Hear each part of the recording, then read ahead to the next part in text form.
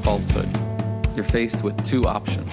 You can accept it or you can reject it. The basis upon which we take one of these actions is a product of our critical thinking capabilities and a desire to know what is true instead of confirming our bias. A lie can travel halfway around the world while the truth is still putting on its shoes. On Brainstorm, we choose the hard truths over the comforting lies. Reason, compassion, skepticism. This is the Brainstorm Podcast.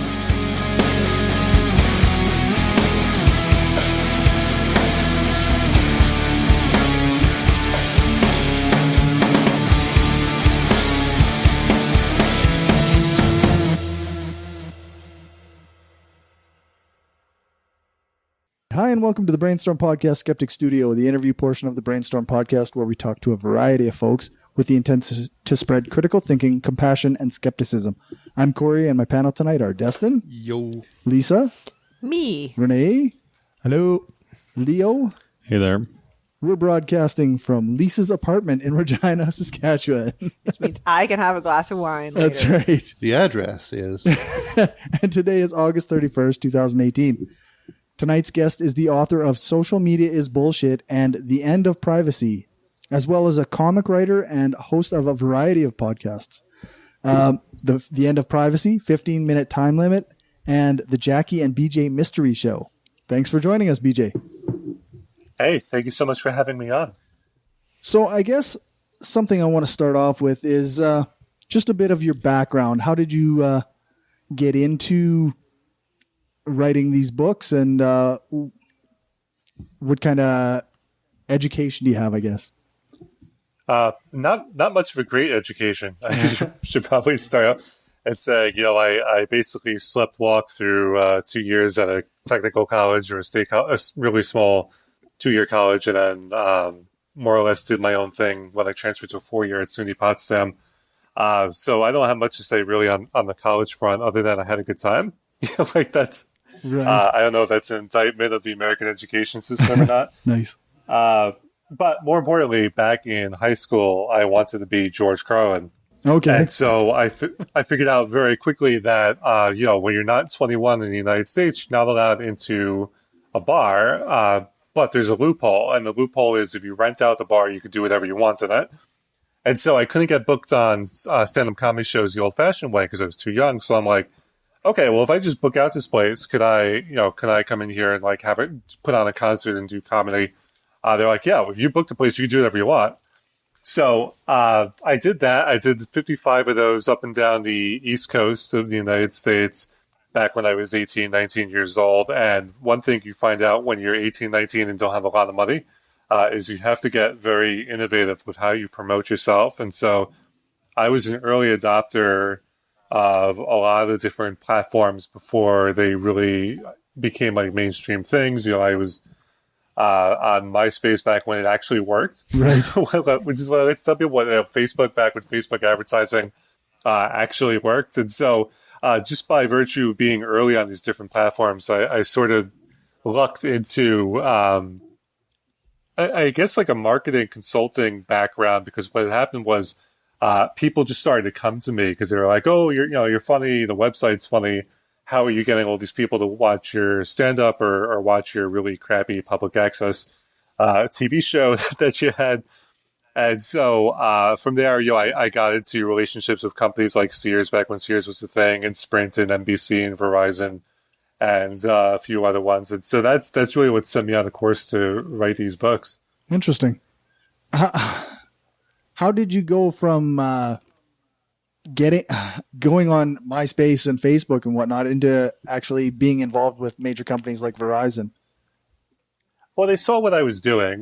They saw that I was able to prove that I was able to drive people to my event, as opposed to just saying, "Oh, hey, I put this thing on MySpace and Facebook. That makes me a social media expert." I had done a bunch of stunts, including getting my cat involved with the 2007 YouTube presidential debate. Then he was, so the San Jose Mercury News came and interviewed me about the cat and about being involved with the debate. And so it was just stuff like that where I was building up this nice case of social proof showing, okay, well, it's not just online stuff, but he knows how to do the actual marketing, the actual offline stuff, and that's what attracted them to me. Interesting. So, when did you get started writing these books? Like your first book is Social Media is Bullshit. Where did that come from? So I do an entire presentation on this, but the short version is that back in like 2008, I had just got married. Okay. And as you do when you get married, you want to prove that you're going to be a good provider for your partner. And so I came up with like this crazy idea of doing like a social media based reach out tour to promote the early detection and prevention of breast cancer. And so what happened was I had a relationship with Twitter previously because they used to feature my account because I just used it to write jokes. And I was there pretty early on. I said, hey, can you guys promote this thing? We're gonna team up with this not-for-profit. We're gonna travel across the country. We're gonna tell people to check early, check often. And so they never got back to me. And then what happened was they put out this list about 2 months later where it was like 28 nationally recognized celebrities. And then you would get to the bottom of the list and there was like my dumb face behind like Angelina Jolie and Brad Pitt. And so I was very quickly, I became one of the most followed accounts to the point where I was like number 4 in the race to 1 million between Ashton Kutcher and CNN. I don't know if people remember that, but that was a thing that happened.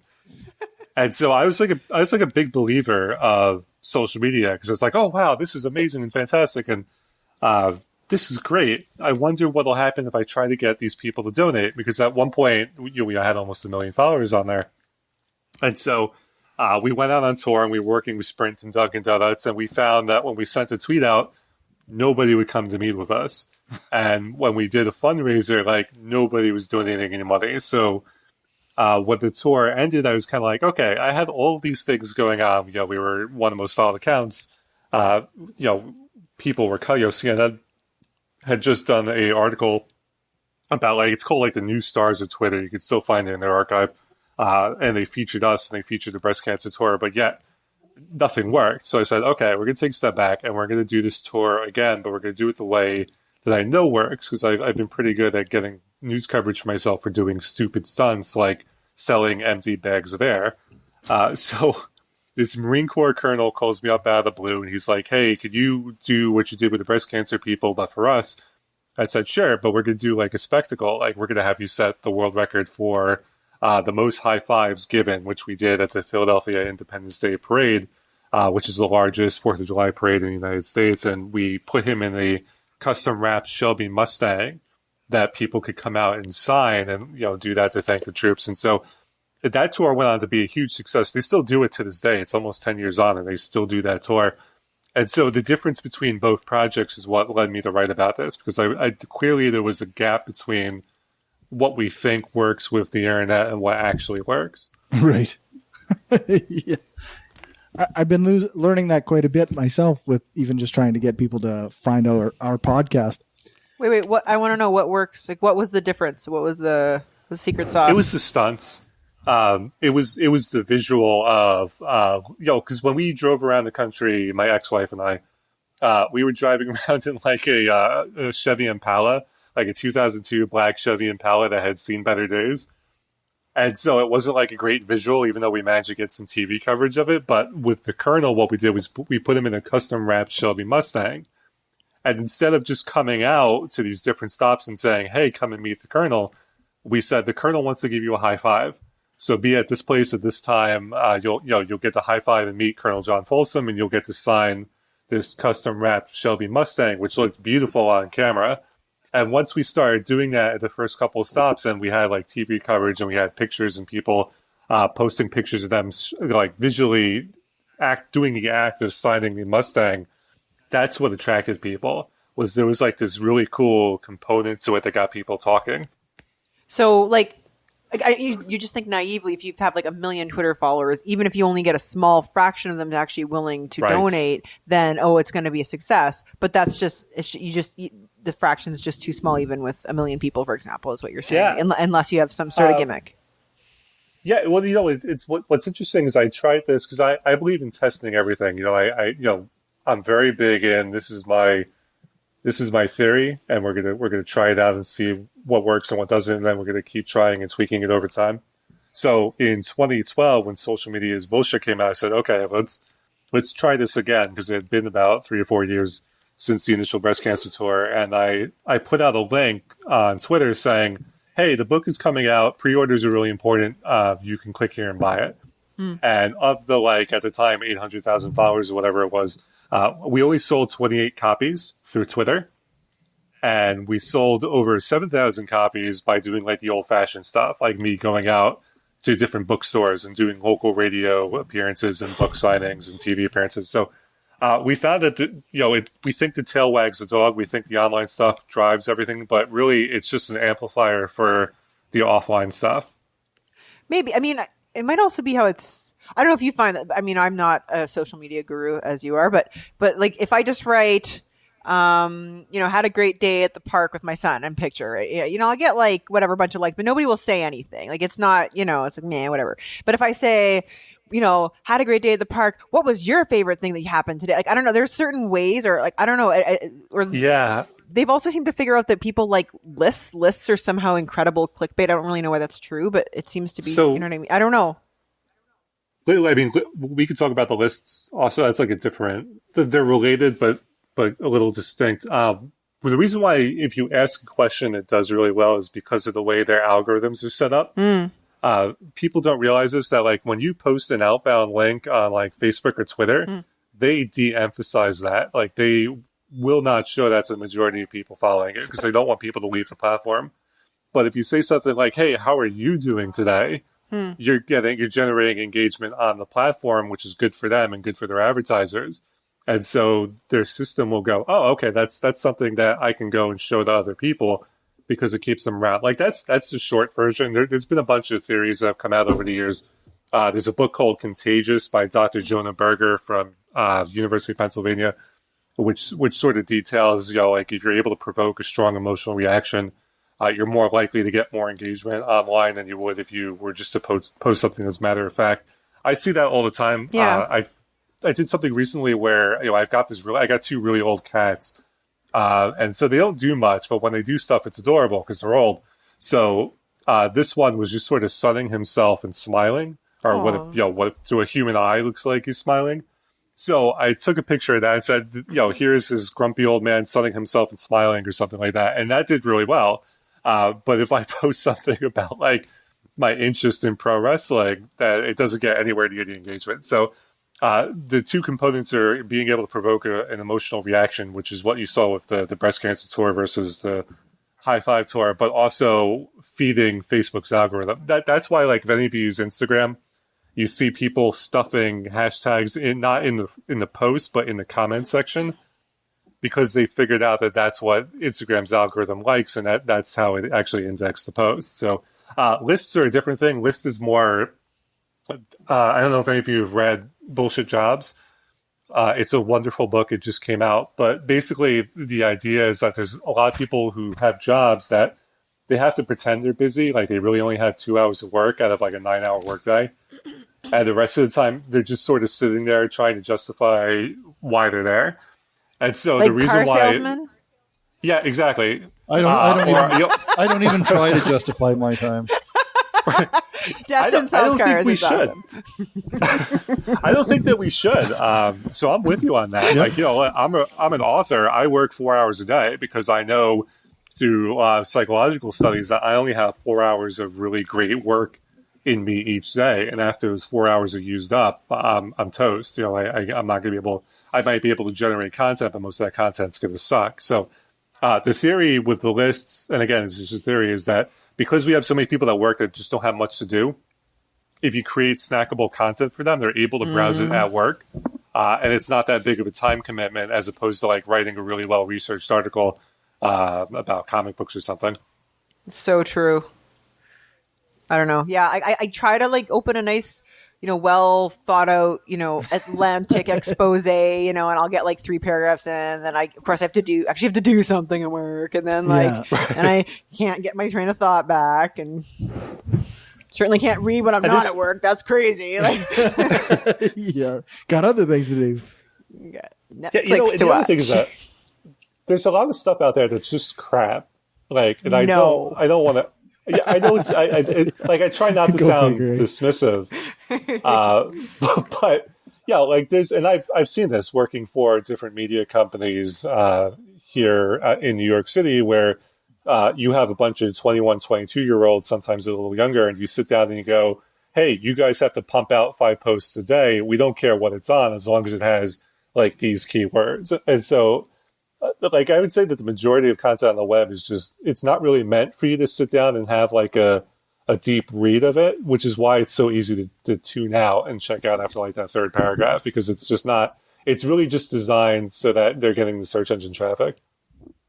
Well, and there's a group on Facebook that just did a bunch of research, and conservatives stop reading after the 4th word. Sorry, it's just something from Monster Island. Oh, you read that? Hey? Monster Island. Yeah. Sure wasn't from The Onion? Yeah. I had a question for you, actually. Sure. What are your thoughts about the future of social media, the economy, with the younger generation now leaving social media in droves? Well, I think that we're starting to see a correction. I think the business model can't sustain itself. The best, most concise way I could describe it is sort of like Facebook still has room to grow, but advertisers don't care about people in other countries that aren't the United States, Canada, and the United Kingdom, because to them, they're the most valuable users. And in those countries, people are leaving in mass. And so what you have is now a situation where the advertisers more or less give Facebook money because they're dumb.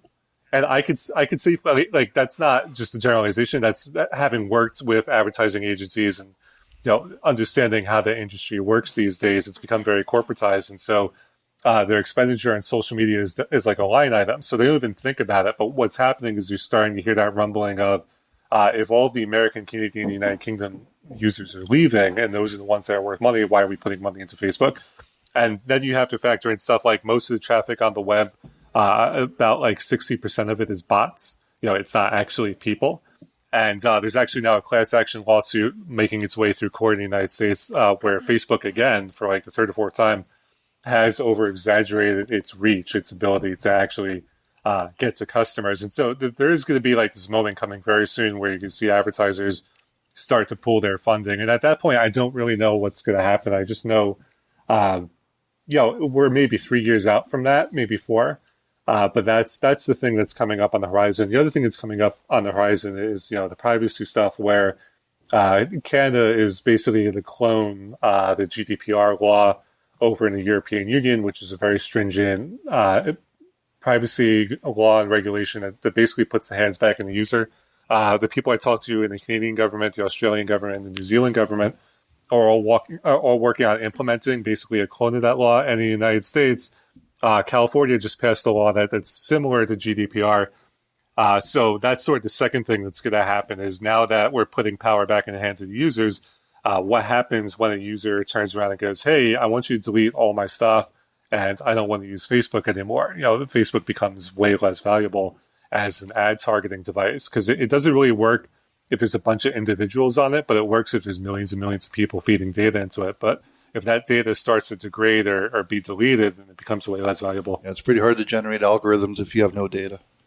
Exactly. I find that, I don't know, Facebook in particular is becoming, like the demographics are changing. Like when I first went on, it was all young people, and now it's, I don't know, it's all old people. But it's annoying to that. Like, it's just like your aunt posting about the weather every 5 minutes. You're like, holy fuck, like it used to, you know what I mean? Like, but I feel like there's other social media that replaces that. Like, for example, I've been reading a lot more Reddit lately. Like, I find that people write complete sentences and have somewhat thoughtful things to say. Like, and the subs are so specific that, like you can kind of get what you're. It's hard to be an idiot and Reddit. It's hard to Reddit as an idiot. I would disagree. I would disagree on that one. I know. Well, it depends which subs you're in. Right? Yeah. Yes. Right. That's true. Yeah, I only go on the good subs. Like only the ones that smart people choose. Those are the ones I choose. Naturally. Wait, I have a question. Yeah. Okay, way back in 2008, when Barack Obama first got elected, It was all over it was because he used social media so much Yes. better than John McCain. Blah, blah. Was that bullshit or was that true? Yes. Oh, okay. No, that was absolute bullshit. What's hilarious about that is I know the people. I spent some time in Chicago. I know the people that had worked on the campaign, and they're the first ones to tell you that it was mostly bullshit, but they just didn't correct it because it makes for great coverage. Yeah. Well, he's always young and hip because he's using this new platform. It spins well for him. Well, so it worked out well for him in that regard. But actually what's hilarious is that he was using George W. Bush's tactics, which was just going door to door, which was just using state level data and saying, okay, from the data we've gathered from previous elections, I know if I go to this person, they have an influence on their neighborhood. So it wasn't really online at all that the Obama campaign made their strides. They made their strides in just copying the George W. Bush playbook. Seems pretty hard to see enough people to get enough votes. There's a lot of people in your country. You have a year and a half. It's a lot of hands to shake. So there's a lot of, and this is something that's been hotly debated. There's a book, it's like Twitter and Tear Gas, which I think came out last year, but then it was like the Malcolm Gladwell, the Tipping Point book, which I think is bullshit. So there's he's Canadian. You can't say that. And he's got great hair. Great hair. He does have great hair. And he lives in New York, so maybe you can diss him. Never mind. I'll say this. By all accounts, from what I've been told, he's a very nice guy. I have some disagreements with the way he presents his theories. He does oversimplify things, I think. Yes. And that's exactly it. And so depending on where you fall in this argument, the belief is that there are people that have substantial influence offline. And I'm a believer in this. And I'll give you a good example. Like if you go to church, and I'm an atheist, so I want to use church as an example. Like if you go to church, the priest has influence among the congregation, right? But the priest has no influence if he's just out on the street walking around. So the theory is that there are people all across America that have that kind of sizable influence where, if you just get them to do it, then they'll get their congregation to do it. If you just get them to do it, they'll get the PTA to go and vote. And the interesting thing is not many Americans vote, especially in primaries. Like we have one of the worst voter turnouts in, I think, the organized world. And so it's very easy to get crazy people to get their crazy friends to come out and vote in these primaries, which is why you see people like Ted Cruz or before him, Rick Santorum, or the current idiot in chief. So that's sort of, and it's true on the liberal side as well. I don't want to single out just the conservatives, but that's where you get like these candidates is because not many people come out. But because not many people come out, it's easy to find the people that influence those people. I think I've heard this theory. I think maybe you read it in Freakonomics or something like this. Kind of like people who are kind of nodes, right? Like and I don't even necessarily know it's related to their job. Like if it has to be like a priest or whatever. Like I think it tends to be like there's like maybe it's like by virtue of personality or charisma. Like some people like everyone knows them. Like I know so. It's everyone knows so and so. It's just I'm not one of those people. But yeah. What's crazy about it is that I've done a lot of research in like the field of mass persuasion psychology, what they used to call propaganda until the. Are you planning on starting a cult? No. Okay.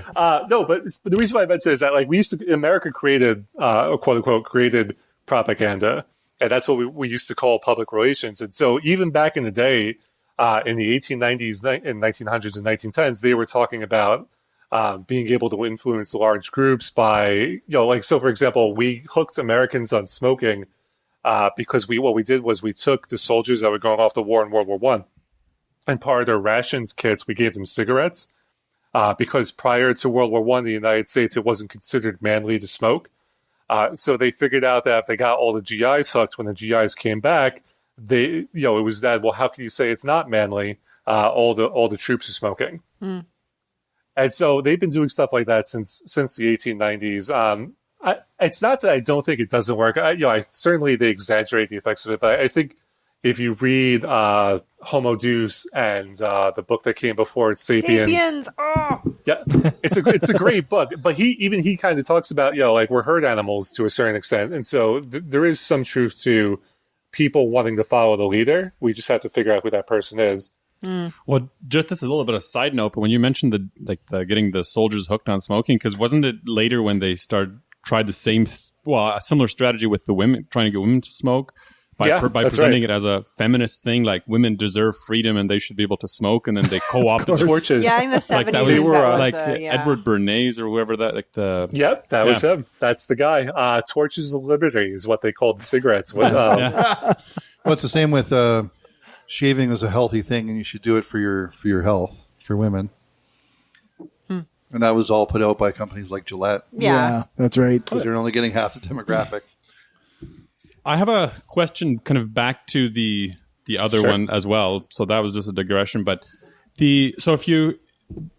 your argument that the social media doesn't work to win elections or anything, do you have any comments on the whole kerfuffle right now about social media influencing? I was going to ask that with the Russians and all that jazz. Yeah. Like, so if it doesn't work, yes. Where do I start on this? I guess part one is Trump and part two is the Russian thing. If you believe that social media got Trump elected, I would completely disagree. They did an analysis that showed that Trump got billions of dollars in free media coverage in the United States. And even today, 2 years on, if he sneezes, he still gets wall-to-wall coverage. The media just can't get enough of him. And so that I think is just more, it's not to say that social media can't influence people. I want to make sure I'm kind of clear on that. But the question is, what has a greater effect? And the greater effect, I think, would be all the media coverage that he got. So there's that. And then there's also a whole, if you look at the Cambridge Analytica story, it falls apart pretty quickly because Robert Mercer was the one that was making all that noise. That data is what got Trump elected, but the data they had wasn't great. It was mostly the same data that a lot of other tech companies had scraped off of Facebook back in 2015. And most of that data was garbage. And not only that, but there's a great BBC expose on Cambridge Analytica where they were going in and trying to sell people on their services, and they don't even mention the tech stuff at all.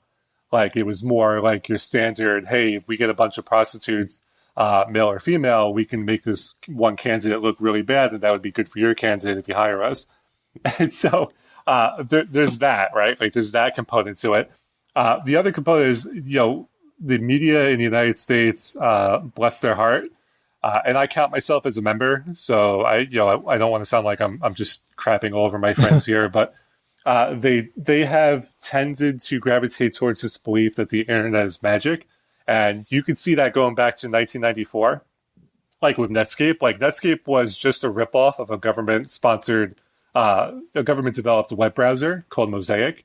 It wasn't new or revolutionary at all. It was the exact same thing. They just put a new name on it. And then they went public, even though the company made no money. And part of the reason why Netscape became, this first multi-billion-dollar success story was because the media was like, "Oh, the internet's magic, and look at all these things. It's cool and wonderful." So, I think it's an easy narrative to kind of blame the Russians instead of saying, "Hey, you know what? Hillary had a bad campaign, especially in those 3 states." There was a great expose in Politico from people who worked in Michigan, Wisconsin, and Pennsylvania, and they were on the ground for Hillary saying, we didn't receive support. We didn't have the money. We didn't have the organization. She either never came, which was true for Wisconsin, or she came once and was only here for 10 minutes, which is true in Michigan. And so I think it's just easier, and it hurts less because many, and myself included, members of the press tend to be Democrats and tend to be liberals. And so I think it's easier to say, hey, you know what? Fuck those Russians. It's their fault that we got this instead of we just had a bad candidate. And I'll give you another example of that. Al Gore lost the election in 2000. And even to this day, Americans are quick to blame Ralph Nader, despite the fact that had Al Gore won his home state of Tennessee, he would have won the election. And there's only 2 presidential candidates that have lost their home state ever, in the history of running for office. And he's one of that. So we don't talk about that. We don't talk about the fact that the guy lost his home state. We focus on this really stupid thing that happened in Florida. And by all accounts, if you look at, the Supreme Court, and it was an actual official recount that was done, Bush had still won. But even here in 2018, 18 years later, we still have that narrative of, man, those people in Florida didn't know how to vote. And stupid Ralph Nader. But I thought like it was consensus from American intelligence agencies, whatever, that the Russians did have an influence on the election. Like I thought it's not to say you're right. It's not to say that they didn't try. Like I'm not dismissing that there was an effort, but I don't think that the effort had anywhere near the impact that we'd like to think it does. I think the biggest impact was divisiveness on the left. Yeah, it's debatable. Yeah. Yeah, it's a fascinating thing because it depends on where you fall on this argument of influencers and how much influence people have, right? So if you believe the theory that there's one person online that has like mass influence, which I don't, because influence comes down to domain and context, then you could buy the theory that the Russians did a great job of breaking up the left, but. One thing I will tell you about the intelligence services was I gave a presentation to members of the NSA, the CIA, the FBI, and there was also people who had worked at the Pentagon. And so this person gets up and asks me, she says, I know that social media is garbage, but the people above me very much believe in it. And so they want us to use it for recruitment, even though we don't see results. What do I do? And I said, there's nothing you can do because, if you've got baby boomers, not to single out that specific generation, but if you have baby boomers and older, so I feel confident enough to say Stop fucking posting about the weather, Mom. Anyway, sorry. Right. But so I could just tell you safely, having met people in the intelligence industry, that if they're of a certain age, they tend to put a lot more stock into the internet than people our age and younger would. Mm-hmm.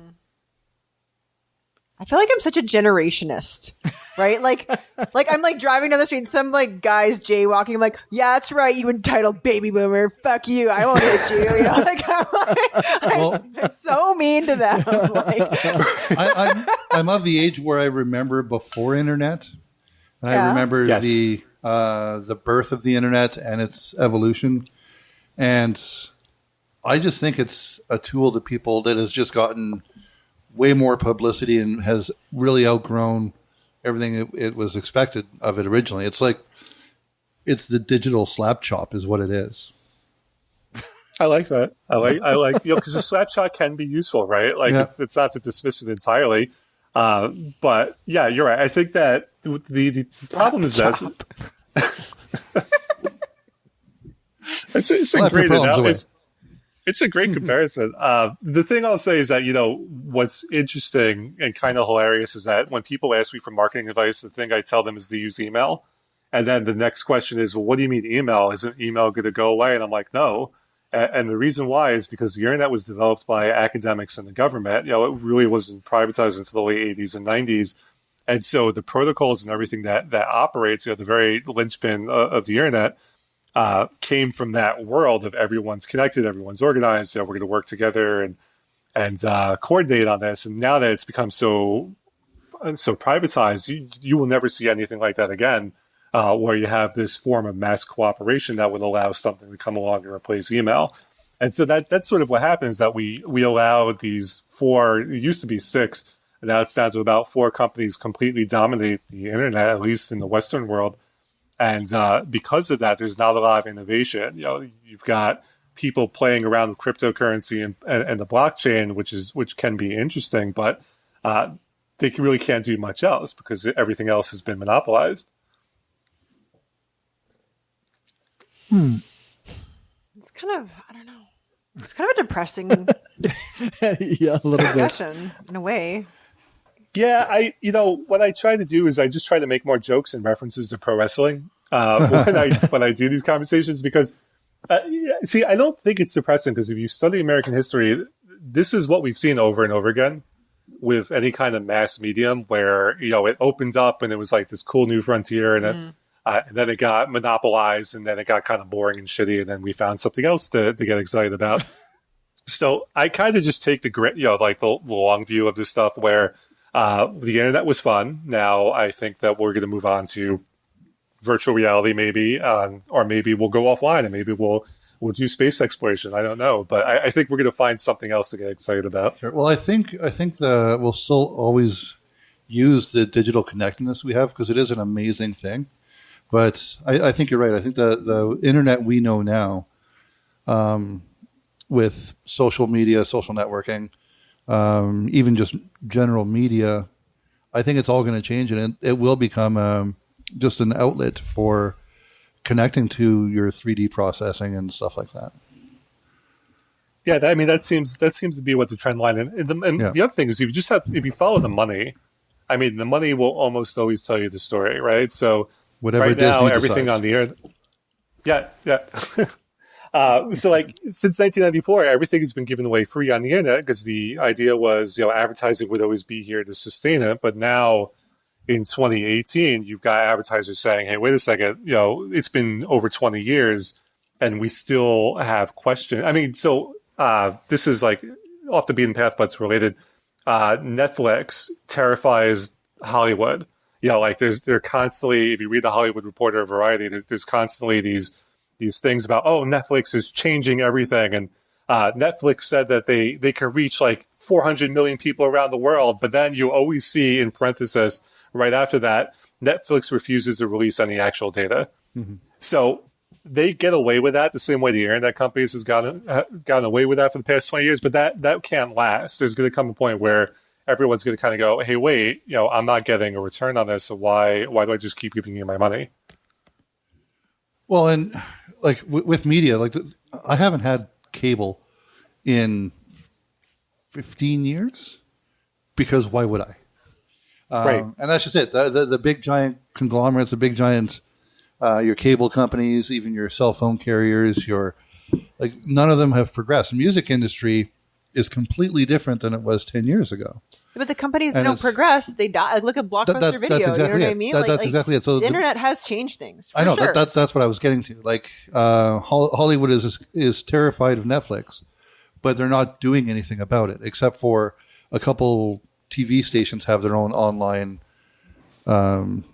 platforms now. I think all this stuff is for the better. Like it's good for taxi cabs to be scared of Uber.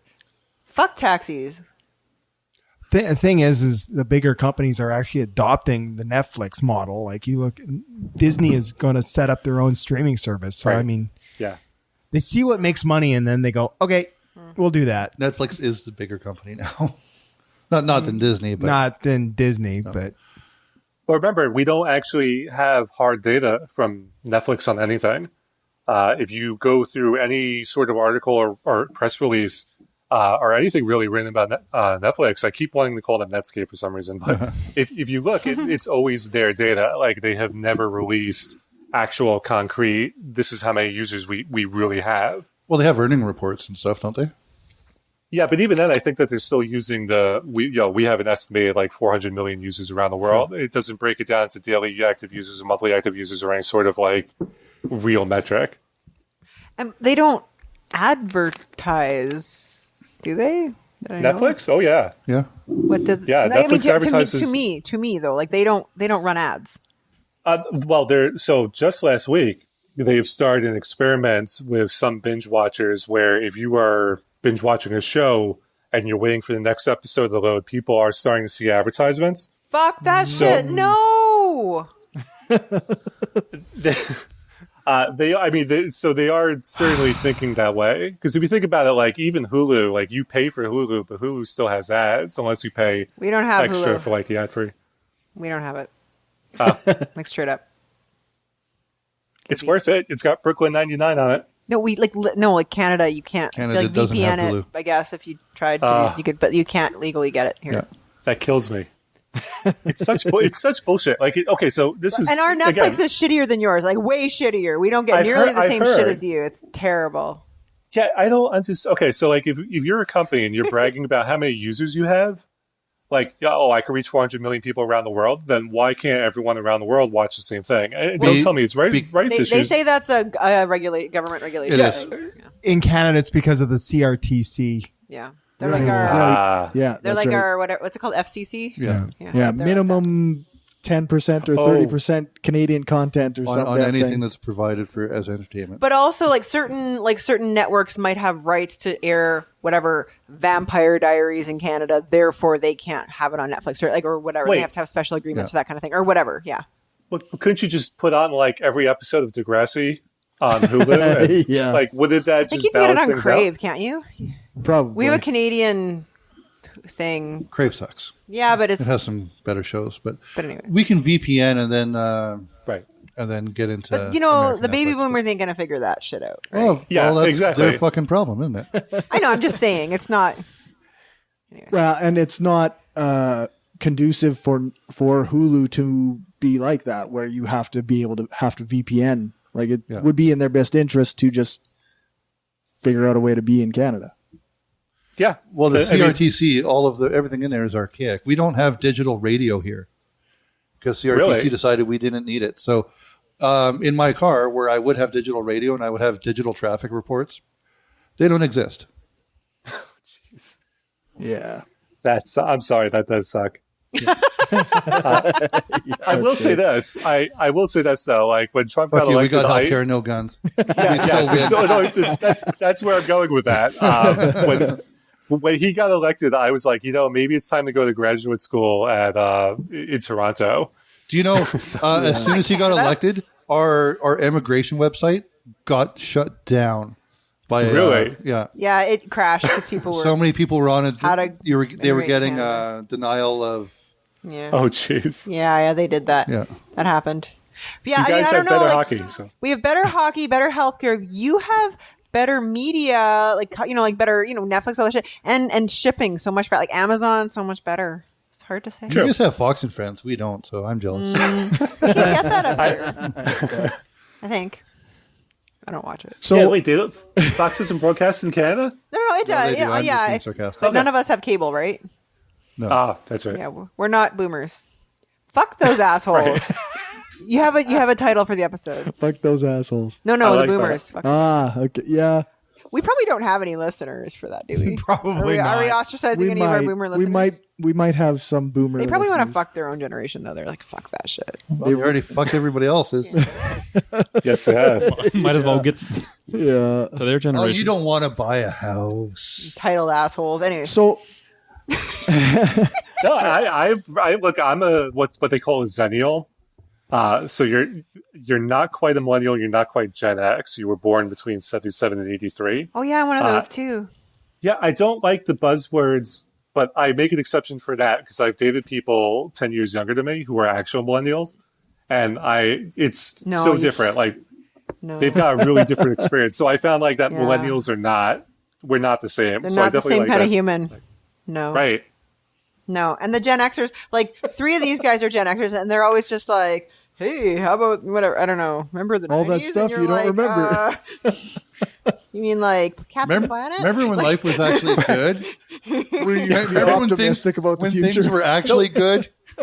And we could be like, man, I can't wait till I'm an adult and life doesn't suck. And then we Never became arrives. adults. So, I mean, I had that just recently. I was out with this person, Ed. We're driving back from the air. I flew in to see her, and we're driving back from the airport to her place, and we're listening. We both like the Goo Goo Dolls. That's something that we would have in common. But I said to her, I remember this song came on. I'm like, I remember this song. I was in high school, and she just sort of gave me the side eye with a smile, and she goes, "Yeah, I was 8." Yeah, you got to be careful of that stuff, man. If you're dating, if you're married, it doesn't matter anymore. But Right. That's funny. Makes me think of. I remember. I think I was 19, 20, somewhere in there, and I imagined how rich we would feel if we made $1,000 a month. I was about to say that. Basically, the way it works is we're starving off of the money we wished we would make. Right. Yep. Yeah. Every creative 80 knows grand a that- year. Wow. Everyone knows that feeling. They didn't know about inflation. They didn't teach it in school here. Yeah, I guess. Well, no schools do. They don't teach useful shit. No, that's true. You don't have inflation in Canada? Yes. We have it. We just don't know it's coming because they don't teach it to us. Yeah. It's really simple. We see what happens down there, and then 2 years later, we get fucked over too. Who's going to be the Canadian Trump? Oh God, It's already Doug Ford. Yeah. what's that's his good. name? Ford? Yeah. Rob Ford. There you go. No, Rob Ford died. Oh wait, he Doug did? Ford. Like Who he's is the actually guy- dead. Yeah, Doug Ford. And then his though. brother, Doug Doug Ford, Ford, yes. is now the premier of Ontario. Yeah. Yes, that's the guy. Well, and there was a guy that was going to run for the Conservatives, but he dropped out. Yeah, from Shark Tank. Yeah. Whatever the hell his name was. O'Leary. Right. Yeah. So you have another book. I also have a Nexus card, which allows me quick access into Canada, which I find to be endlessly hilarious. Have you guys ever seen the Nexus card? No. Okay, so I went to grad school at the University of Buffalo, so about 15 minutes from Niagara Falls. So they have what's basically, if you've ever gone to like Disney World, the Fast Pass to get into Canada. And so how it Canadians works is can get it too. Yeah, so like the Nexus No, card we're like already allows here. you. We don't need cards to get here. We're clearly set. But if you fly, like if you're flying into any of the Canadian airports from the United States or vice versa, with the Nexus card, you don't have to fill anything out. Yeah. Yeah, you can just show them the card. So why is it hilarious? I don't know where I was going with that, but I keep thinking like I'm going to use that card and take that bridge and just not come back. It's not an immigration card, dude. And You can come over here and buy shit at Niagara Falls. you don't have to tell. home. You don't have to tell us where Buffalo is. We're not Americans. We understand geography. That's good to know because not even people in New York know where Buffalo is, so that's good. Yeah, so I have another book. Yep. So the end of privacy. What's the main thrust of that book? It's really just a discussion of like this is what's happening to your stuff, because what I found is that most privacy books are very academic, and that's not to say that they're bad, but they are not accessible to what I would say was like the general public. And so my goal was to basically take all those books and write like a funny beginner's guide to, this is what Facebook has on you. Like this is the terrifying store of data that they've got, and you should know what's going on. And by the way, like there's $1 billion industry that is completely built off the trading of your data that you have not really consented to. There's some debate about that, but I don't think you really consented to it. And what I propose in the book is, one, we should put power back in the hands of the people, which is now happening. But two, you should get paid for your data. And so the book kind of lays out this whole case saying, we're not talking about a lot of money here, but what we are saying is that if there's this microtransaction that takes place on Facebook between you, them, and a bunch of third parties, it's not hard to give you a few cents as part of the transaction. And if anything, they kind of owe you that because it's your stuff that you've never really given them the right to sell. So that's really what the book is. It's like a beginner's guide to privacy. And there's a little twist in there about, like self-driving cars and AI and augmented reality and what privacy is going to look like. Because augmented reality is a privacy minefield. It's terrible. It's terrifying. So it kind of just lays out from like now to the next like 5 years. This is what we're dealing with. Yeah, is it just going to be like blurred out faces for everybody on AR and with self-driving cars, or? Well, so it's interesting because the example I use in the book is that if you go to the same sex shop over and over again with your self-driving car, not only does the car know that, but Google knows that, all the software providers know that, so they're going to buy and sell that, even though you might not want people to know that you're going and buying like a Wonder Woman costume and a pair of handcuffs. You might want to keep that to yourself. It's oddly specific. Yeah, it's a true story. Yeah. Sounded true. It's what I use it in the book. I talk about the same person that I just mentioned with the Goo Goo Dolls. We talk about like what would happen if this person has a very specific job where she has to kind of craft her persona in public. And so what happens if your self-driving car reports that you've gone to the same sex shop like 7 times and then broadcasts that out, and you didn't have any sort of say or control over that. So that's sort of the issue with the self-driving cars. So then on the augmented reality front, the issue is if I put on a pair of Apple AR glasses, which are coming in the next year or so, and I suddenly have the ability to pull up your everything on you just by looking at you, where does my right to privacy start? And where does your right to be informed begin? And we really don't know. So yeah, it very well could be that you just see like blurred out faces. But we really haven't talked about that stuff, which is to me is kind of frightening. Like we've just been pushing this stuff so hard. We're not stopping and going, hey, wait a second. What if this person works in Hollywood and needs people to think a certain thing about them, and then because of some data getting out by their self-driving car, their career is ruined? Like what happens? Or what if you just generally don't want people to know your shit? Right. Generally. So I have a friend who he's one of those crazy people who like hoards silver and has like a bunker out in Washington State. A prepper? I love preppers. Yes, he is a true to life prepper. He used to work for the DoD, and so even he, who has no discernible online footprint, Facebook still has what they call a shadow profile, and they construct a profile based not on his information, but by information posted about him by his friends. Yeah. So we've now got to the point where this guy, even though he's got his underground bunker and his face has not been photographed for at least a decade now, Facebook knows exactly what he looks like. Do you think Facebook doesn't have any real pictures of me and doesn't know what my actual real name is? Because they don't accept my. They think my real name is a terrorist name or a made up name, so they don't let me use it. Like Guy Smiley. Yeah, basically, or Guy Incognito. Guy Incognito is what I was thinking. I mean, the kids, the kids today, the real millennials and the Gen Zers or whatever you want to call them, they're Gen smart. Z in Canada. Oh, is it Gen Z? That's right. I'm just giving you a hard time because we say Z. It's Just a proper me way of being- saying it. That's all. So Gen Z, like they're kind of smart in that they have fake Instagram profiles, but they're not smart in that their friends don't.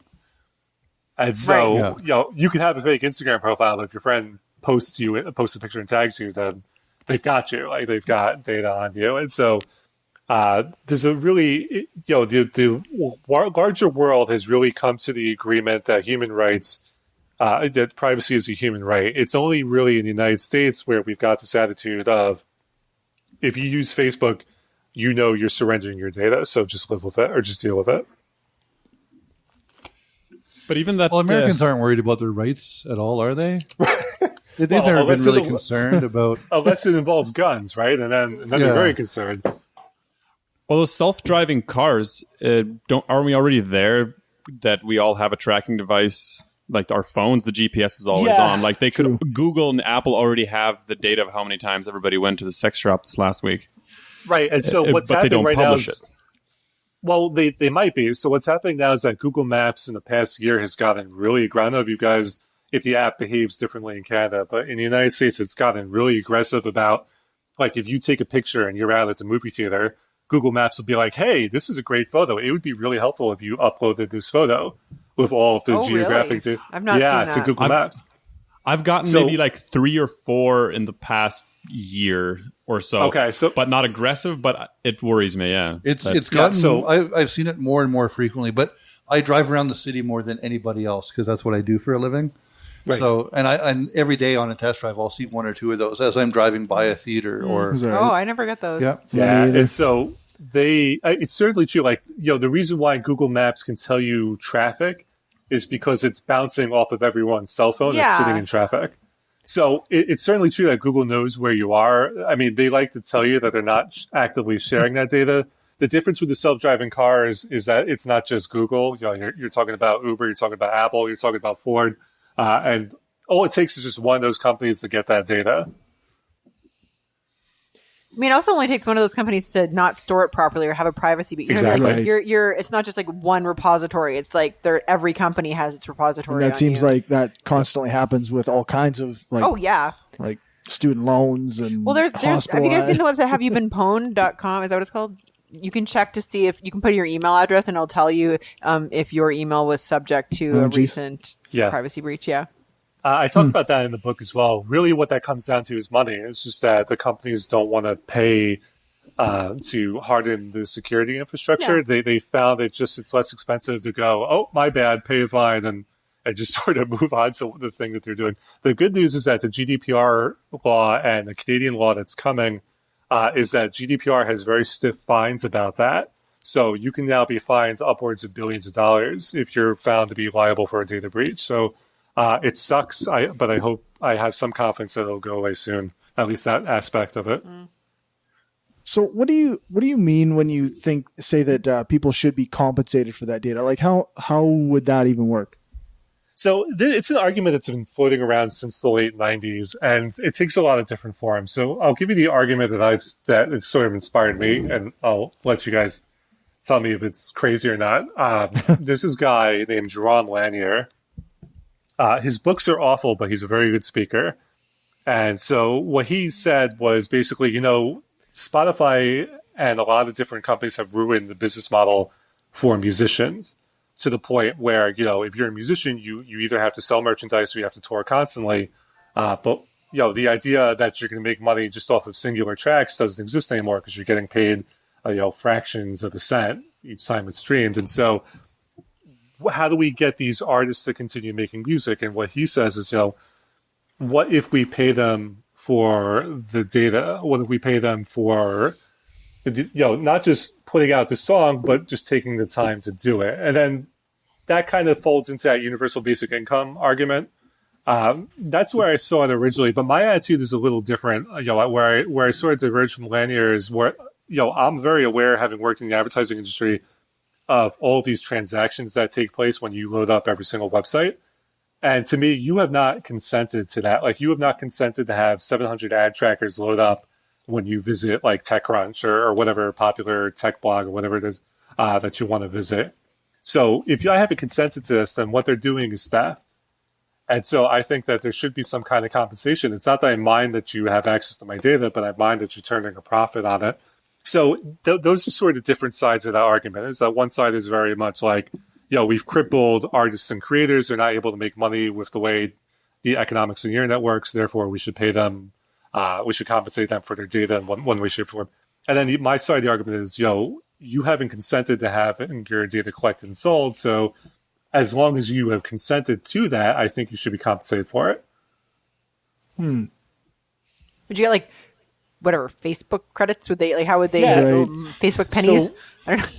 Actually, what's happening is Facebook is now investing a lot into cryptocurrency and blockchain, and I think that that's what the direction they're heading in.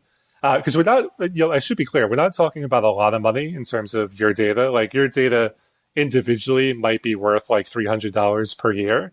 It's only when you have when you multiply it by millions of users where you start to see the real dollar value. But if you start to factor in all these other data brokers and having them pay you as well, that it adds up to a lot of money on an individual basis. So Facebook, it seems to be, and this is me speculating, in looking into a kind of infrastructure that would allow them to give you Facebook credits or Facebook pennies or whatever it is, because that's one that, I'm not a big blockchain guy, but that is one of the advantages to that technology, is that we're able to actually track each of these transactions, so that we can say, hey, so-and-so sold this piece of data to this ad broker. Whereas today, it's kind of just throwing money down the toilet, and we really don't know where the money goes after it's sold to the data brokers. So if Facebook has the ability to identify all of these microscopic transactions, they then have the ability to compensate you for them.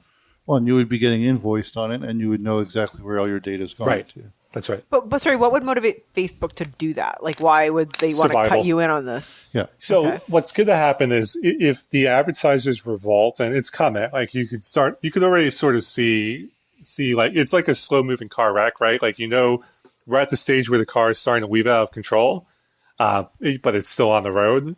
So within the next few years, what's going to happen is that the advertisers are going to bolt, or they're going to severely downgrade how much money they invest in Facebook. So Facebook is going to need to find different economic models.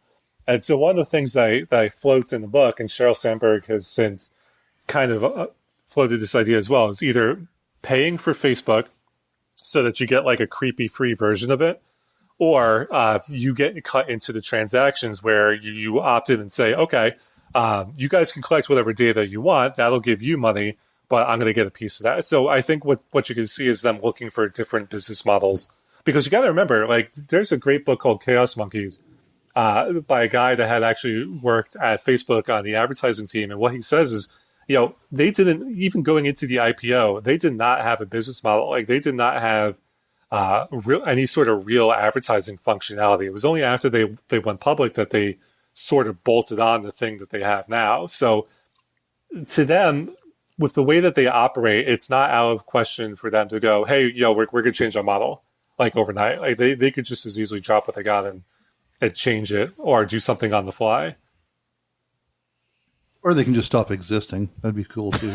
Yeah, but the problem is that a lot of people don't realize that they own WhatsApp and they own Instagram, and if you're into VR, they own Oculus. So very wisely, they have started to diversify their business, and Google's done the same thing too. I mean, if you look at it's not Google anymore. It's the company is now called Alphabet. Google is just a subsidiary of this large holding company that owns like 27 different divisions. So they very much know that at some point that advertising bubble is going to burst. So what do they sell, like canned soup? Like what else what are the other? Oh, I'm glad you mentioned that. So did you know that the most profitable part of MySpace as a business was a division that sold hand cream? I did know that, but probably most people didn't. No, I didn't know. How would I know that shit? You'd be surprised. Like, I never assume anything. So, like, I just assume everyone knows like everything when I talk about this stuff. Sorry, much to my detriment. But yeah, no, it turns out that like that was the only profitable division of MySpace when News Corp bought the company. Bizarre. I have a very quick question. Do you know what, so that I don't have to ask in 10 years or 20, what's the most profitable thing Google has or Facebook? Is there any leaks on that? What's making their money? No, it's advertising. So Google is probably more fucked than Facebook. Facebook, because they've invested in virtual reality and they have other platforms. Like if Facebook goes away, Instagram is still really popular.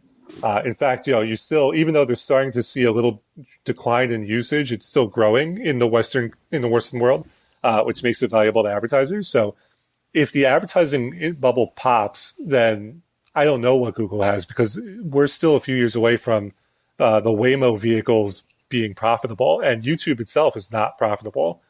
It was only in the past year where they're kind of like, yeah, we sort of turned a profit, but now we're investing in all this like original programming. So I don't know what division they have that could still make money. I think if anything, it will be Waymo. If you're like, hey, if you had to pick one, what would it be? It'd be Waymo. How can YouTube not be profitable? So a lot of reasons. Bandwidth is expensive, and so I think that we forget, because there's like millions of hours of footage that's uploaded every few minutes daily, to YouTube.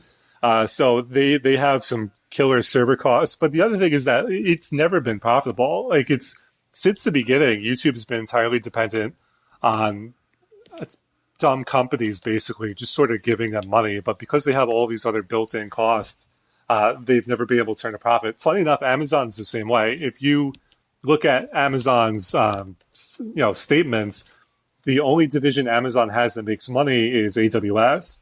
Which hosts like a third of the internet now or something crazy like that. If you take out AWS, Amazon itself also has like all of these hard costs that we don't think about, which also makes it unprofitable. So YouTube is just one of those divisions where because of the costs involved. Which is funny because the richest guy in the world owns. No, how can that be a thing? Yeah. They charge you something for a book, and it's not that different from what you pay in a store. But Amazon has one of the world's largest network banking systems, and it's all in the water.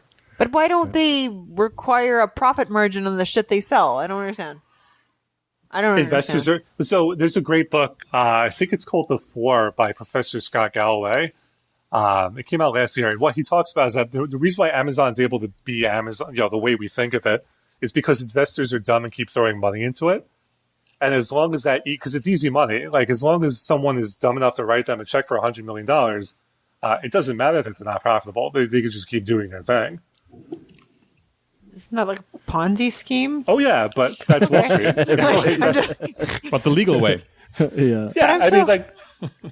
I mean, it kind of goes back to what the kind of the basic thesis in *Sapiens*, right? Which is as long as people believe that the economy is doing, that they should, right. then it's that belief that drives it. It's not. Yeah, Amazon doesn't need to be profitable. The companies that they support do.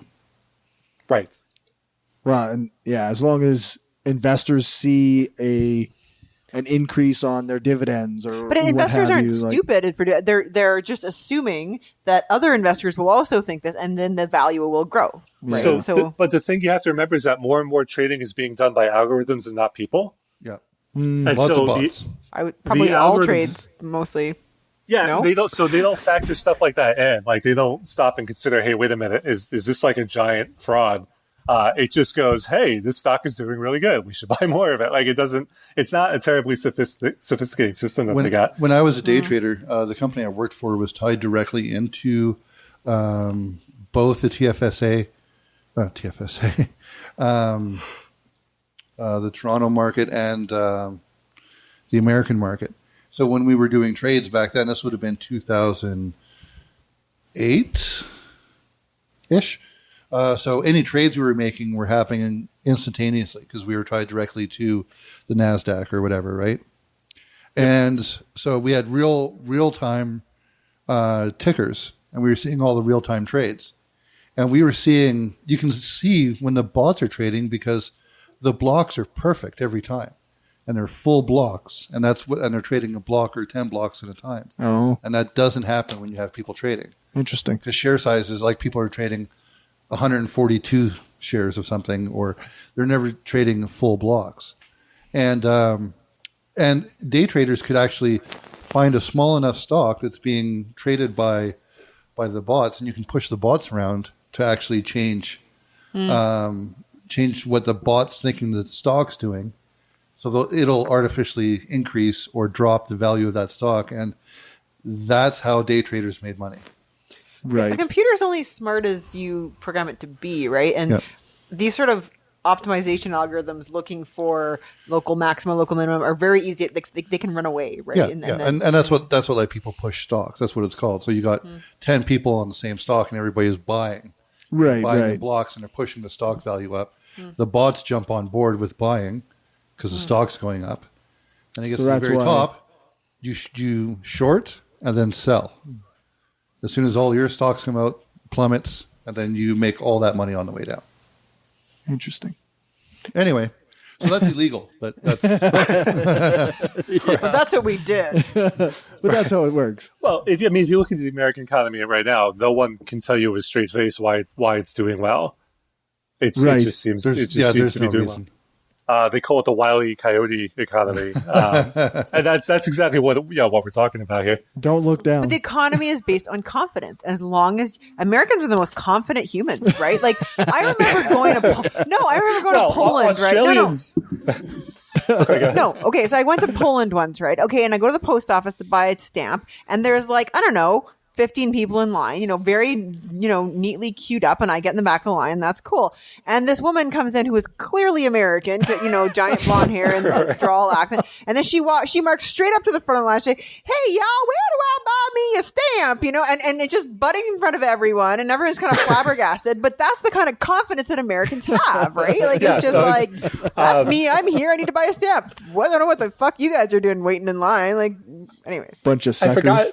I forgot who coined the term, but it's called confident idiocy, or confident idiots, and that's it's a nation of confident idiots. So that's typically sounds about right. Yeah, there's some confident, smart Americans. I've met them. Yeah, not many, but they do exist. I think the economy is doing well because all of the crazy people that live south of South Dakota. Are actually spending their money now. Yeah, I think all the Republicans are like, you know what? Everything's good. I'm going to go buy me that truck. I think there's certainly some truth to that. I wouldn't rule that out. I think the story of this country is it's always been divided. It's we did fight a war over it, but even before then we were also kind of divided. So there's always been we won it though. Yeah, we've been kind of schizo, to put it another way. So it's very true that even though one America might be like, what the hell is going on? There is an entirely different country if you go south of the Mason-Dixon line, and they tend to behave very differently. It's the same up here. And that's the problem of the way the systems are built. They're two-party systems. So you get the Republican in for 2 terms, and then everybody's sick of them, and the Democrat gets in. Here we get one guy in for 8 years and or 12 years or whatever, and same thing. It's just stupid. So what I'm going to do is I'm going to buy a copy of your book for a listener who emails us. Okay. And thank you. Beyond that, I guess we'll get you to just put out your contact information wherever people can find you online, and then we'll go to our break. Okay. So the best way to find, I have a free PDF copy of Social Media is Bullshit at bjmendelson.com. You can find all my presentations, links to my comic books, and everything is at bjmendelson.com. So That's the best way to check out my stuff, and the best way to contact me. I got my phone number on there too. I also use Twitter, but only for like professional wrestling and comic books. So if you don't like those things, don't follow that account. And that's me. That's the way to follow my stuff. But do you have audio books? Because a lot of people don't read anymore. Yes. So if you go to Audible, if you search BJ Mendelson, the End of Privacy does come up. He didn't plug his audiobook, so it's fair. Cool. No, right on. Thanks again for joining us. It's really interesting. Thank you. Happy to do my part. All right, so we got a little bit of feedback on Twitter. I got Randy Lamonda said, "Good one, dudes," in response to my interview with Zach Law, and the Podunk Polymath on Twitter also shared the episode and said, "Redneck Canadian at Hardcore Skeptic has my compadre and fellow Southerner at Zacrilege on to talk about Zach's show, his near-death experience, and the state of the atheist community. Seriously, I love both these guys, and you need to give it a listen." So thanks to Randy and the Podunk Polymath. And we got a comment on YouTube that I thought I would share. That's not usually a good thing. I deleted it. But I thought we could make jokes about it. So I'm going to intersperse my commentary into the comment because it's a paragraph. Oh. So it's on the video. Is Jordan Peterson an idiot? Which is always a great spot for responses. We get so much there. It's like our main place. Right. It's like a really good place for comments that I can copy and then delete. So that you can mine for comedy. That's right. DMO Enterprises said, "Listening to these idiots wax intellectual about anything is painful." And yeah, I guess, whatever. I'll give him that. I'll give him that. Sure. That's fair, but we could also say the same thing about Jordan Peterson. That's right. Mean, but fair, I guess. Anyone that listened to this is dumber for having done so. I mean, you don't appear to have started off all that bright anyway, so it sucks that you're dumber. But once again, you could say the same thing about Jordan Peterson. It's not Jordan Peterson's fault that you have the IQ of your brown shirt, which I think is a Nazi reference. Brown shirt? Was that Nazi or is that Mussolini? I can't remember. It's a fascist comment. It's fascists anyway. Well, if he said red shirt, it would have been a Star Trek reference. Right. That you don't have the IQ, that you have the IQ of your brown shirt and don't understand shit. Well, my thought is that in the case of Jordan Peterson, he specifically uses language that obscures his meaning so that he can't be called out on shit. So it's not that we don't understand it necessarily, that he is obscuring his point. That's just me.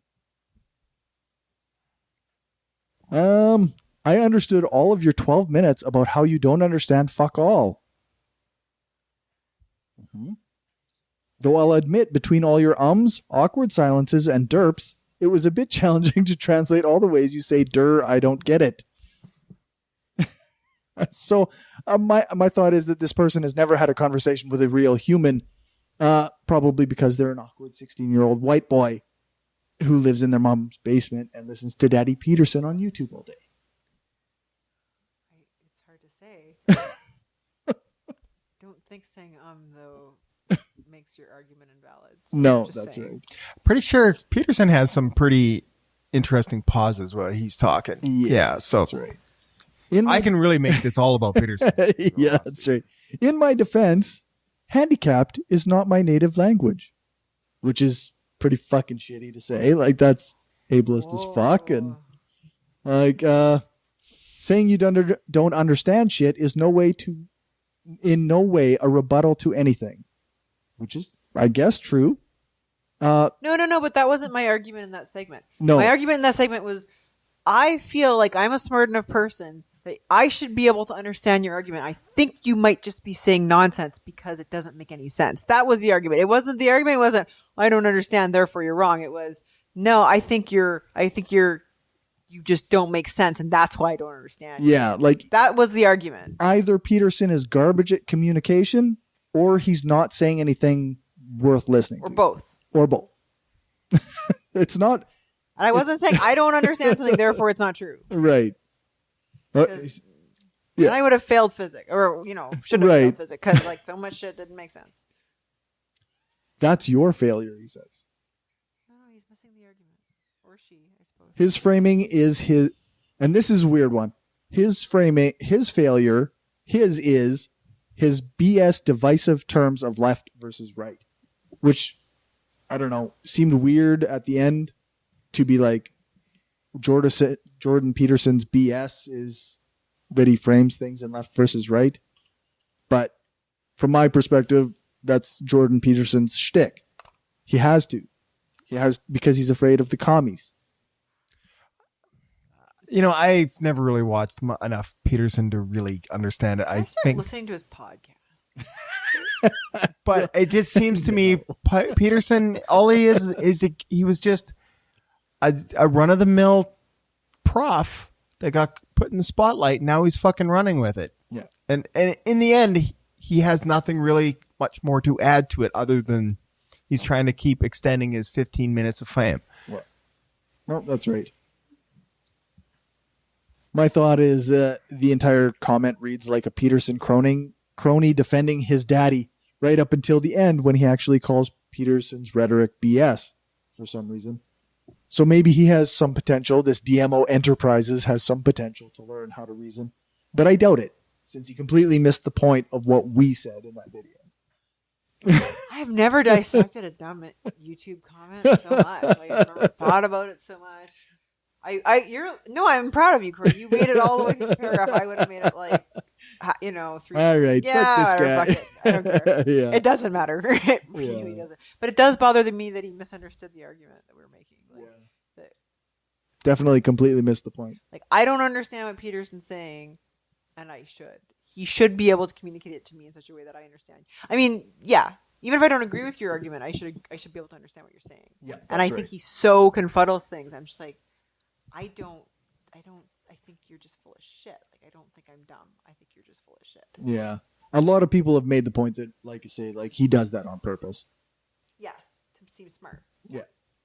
And people avoid pretend to understand accountability. it on purpose to seem smart. That's right. I do think so. Yeah, definitely. That's not a jab. That's actually what I think is happening. People definitely fake knowing what Peterson's talking about. Yeah, it's all just the mythology, man. You got to watch all 600 hours of video. Otherwise, you don't have the right context. He uses lobsters as a symbol. An analogy for people. A friend of mine who's very smart, and she's a astrophysicist. Anyways, she just posted an article on Peterson. Yeah, that was posted in the Atlantic this week about how he only eats meat. Only eats beef. Because and cheese.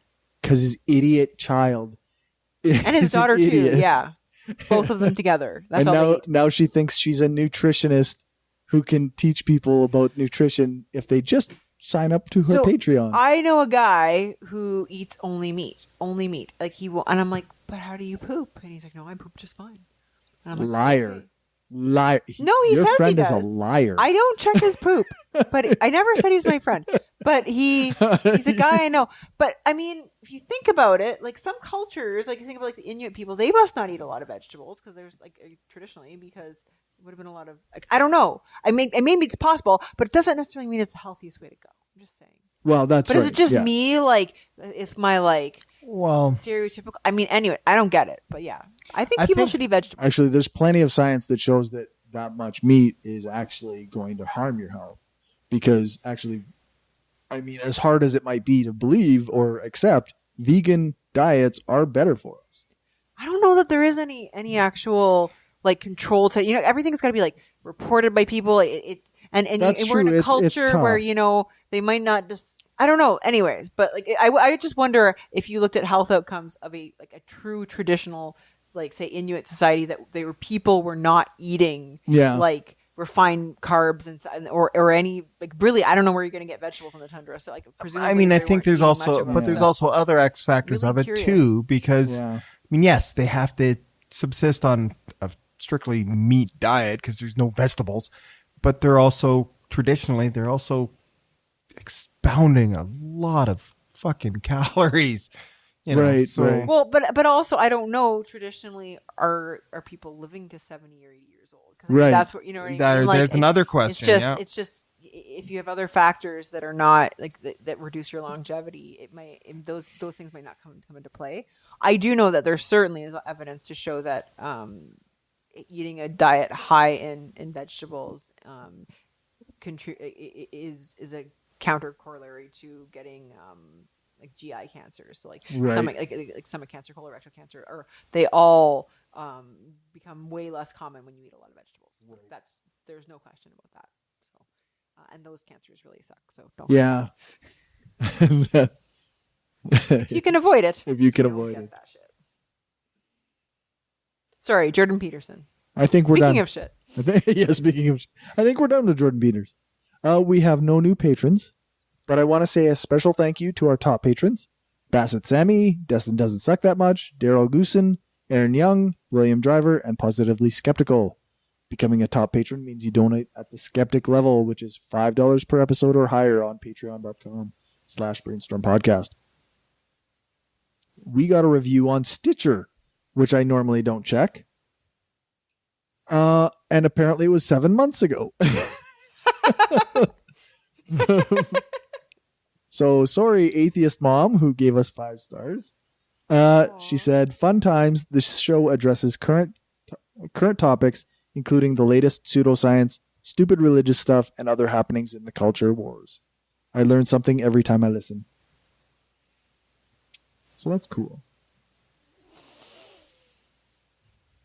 Culture wars, hey? Okay. I've heard that term. I usually only hear that term on like Fox. Yeah. Yeah, that's what it's come to be known as. I think. I can say Merry Christmas if I want. Yeah. All right, whatever. I also have a Facebook review to read. I think I read this when I was doing the summer series of interviews, but I wanted to read it again because it was from our last live episode. And Jamie Anthrop gave us 5 stars on Facebook and said, "I thoroughly enjoyed my first Brainstorm podcast tonight. Thanks for singing the Gummy Bears theme song for me. I look forward to when the podcast season returns." So, yeah.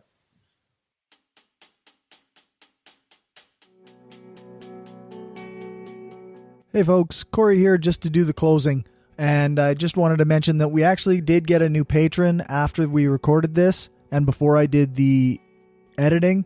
So a big thanks to Kayla for becoming our new patron.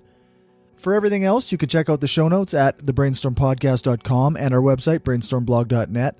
Thanks to our financial supporters, Janet, Kim, Stephanie, Zach, the Utah Outcasts, Bassett, Will, Aaron, Daryl, Destin Sucks, Bob, Glenn, Destin Doesn't Suck That Much, Magnus, several species of small furry animals gathered together in a cave, Positively Skeptical, Rob, Keith, the Podunk Polymath, Larry, and now Kayla. If you want to join them and help the show grow, then you can do that at patreon.com/brainstormpodcast. Or you can go and buy some stuff at tpublic.com/stores/brainstorm-podcast-gear. You can join us every 2 weeks on brainstormradio.net. Our next live show is September 14th, and our guest will be Richard A. Kahn Jr., author of The Earthbound Parent, How and Why to Raise Your Little Angels Without Religion. I want to thank BJ again for joining us. You can find more of his stuff at bjmendelson.com. So make sure to check that out, and remember that I'm offering a copy of his book, The End of Privacy, to the first listener to contact me. Thanks to Dave for our intro music. Thanks to Aaron Rabbi from the Embrace the Void podcast for doing the intro voiceover. You can find his stuff at voidpod.com. Thanks to Alex Capper Murdoch for doing the voiceover for our ads. And thanks to Jason Camo for doing the outro music. You can find his stuff at aloststateofmind.com. All music played is either with permission or under the SOCAN license to play. For more information on SOCAN, you can check out the music license info page on our website, brainstormblog.net. Remember to give us a rating, a thumbs up, or a fave on your podcatcher of choice. Join our Facebook group, like our page, follow us on Twitter, share the show, and spread the word. Seriously, share, like, and comment on Facebook or Twitter, reply, retweet, and all that stuff. Increased engagement means more people see our stuff. Thanks for listening, and remember, the truth matters.